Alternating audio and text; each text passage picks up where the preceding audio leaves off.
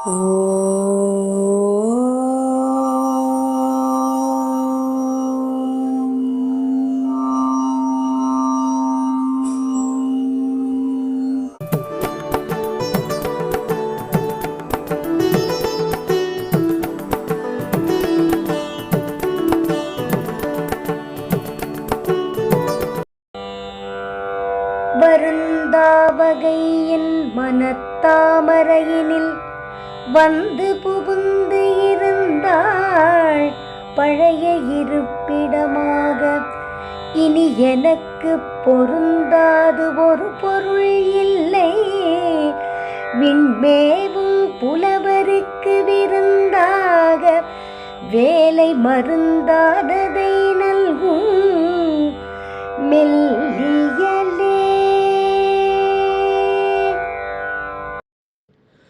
அனைத்து ஆன்மீக நண்பர்களுக்கும் சுஜாவின் அன்பு கலந்த வணக்கம்.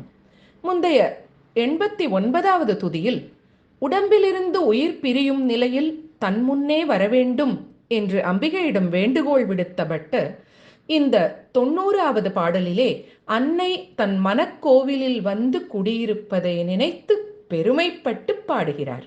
பாருங்கள். வருந்தாவகை என் மனத்தாமரையினில் வந்து புகுந்து இருந்தாள் பழைய இருப்பிடமாக. இனி எனக்கு பொருந்தாது ஒரு பொருள் இல்லை, விண்மேவும் புலவருக்கு விருந்தாக வேலை மருந்தானதை நல்கும் மெல்லியலே. அம்மா, நீ விண்ணுலகத்தில் வாழும் தேவர்களுக்கு சாவா மருந்தாகிய அமிர்தத்தை பார்க்கடலிலிருந்து பெற்றாய். பிறகு அபாரமான அழகுடைய மோகினி அவதாரம் எடுத்து அந்த அமிர்தத்தை தேவர்களுக்கு விருந்தாக வழங்கினாய். சிவனில் பாதியாக இருப்பதால் ஆலகால விஷத்தை நீ அருந்திவிட்டு அமிர்தத்தை மட்டும் தேவர்களுக்கு கொடுத்து உலகை காப்பாற்றிய மென்மையான குணமுடைய மெல்லியலாள் அல்லவா நீ என்று அம்பிகையை மென்மையான இயல்புடையவளே என்று துதிக்கிறார் பட்டர். கிடைத்தற்கு அரியது கடல் மருந்தான அமுதம். பார்க்கடலிலிருந்து வந்த மருந்தான அமுதத்தை தேவர்களுக்கு விருந்தாக அளித்தாள் என்பதைத்தான் பட்டர் விண்மேவும் புலவர்க்கு விருந்தாக வேலை மருந்தானதை நல்கும் மெல்லியலே என்கிறார். அமரர் வாழ்வு வாழ்வாக அவுணர் வாழ்வு பாழாக அருளுமோகினியாகி அமுதபானம் ஈவாளே என்று மீனாட்சியே மோகினி ரூபம் எடுத்து அசுரர்களிடமிருந்து தேவர்களை காக்க அமுதம் ஈந்து அருள் புரிந்தவள் என்று தக்க யாக பரணியில் ஒட்டக்கூத்தர் பாடுவார். அதையேதான் பட்டரும் கூறுகிறார். அந்த மோகினியை அபிராமி என்கிறார் பட்டர். அபிராமியும் மீனாட்சியும் ஒன்றேதான் இல்லையா?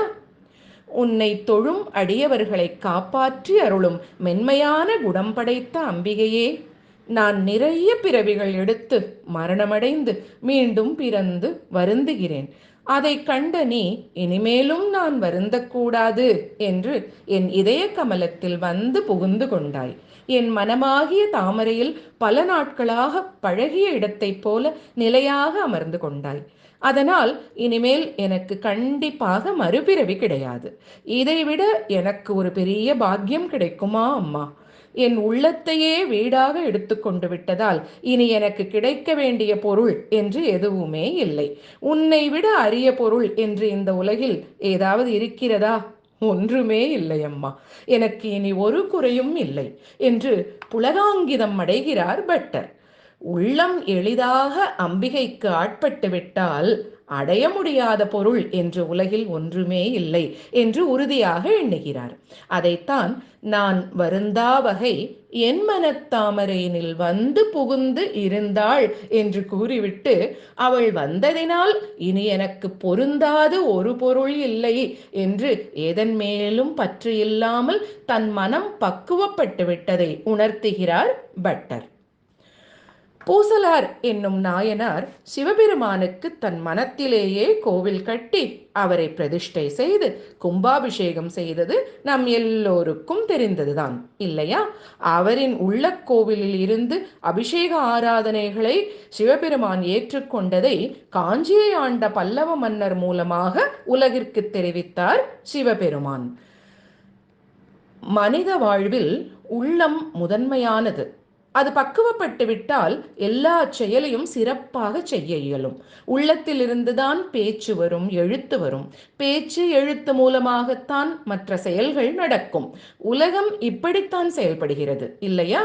சிவபுராணத்தில் இமைப்பொழுதும் என் நெஞ்சில் நீங்காதான் தாழ்வாழ்க என்று பாடிவிட்டு கரங்குவிவார் உள்மகிழும் கோன்கழல்கள் வெல்க என்று பக்தர்கள் மனத்தினுள் வாழும் சிவபெருமானை மணிவாச்சகர் போற்றுகிறார். ஆத்மார்த்தமான பக்தி இருந்தால்தான் பக்தர் உள்ளத்தில் குடிவருவாள் அம்பிகை. இவ்வுலகில் வெளியில் பலருக்கு தெரியுமாறு வீடு கட்டி பெருவிதமாக அதில் வசிப்பதில் பெருமை இல்லை. நம் மனம் என்னும் வீட்டில் கருணை, அன்பு என்னும் குணங்களுக்கு உரியவளான அம்பிகையை குடிவைப்பதுதான் நம் வாழ்வில் பெருமையான ஒன்று. பட்டரின் இந்த 90வது துதியை பாராயணம் செய்து துதித்தால் மனதில் அன்பு பெருகி பக்குவப்பட்டுவிடும். வெறுப்பினால் பிரிந்தவர்கள் அன்பினால் ஒன்று கூடுவார்கள். துதித்து பலன் பெறுவோம். மீண்டும் அடுத்த செவ்வாய் 91வது பாடலுடன் உங்களை சந்திக்கிறேன். அருள்வாமி அபிராமி உமையே.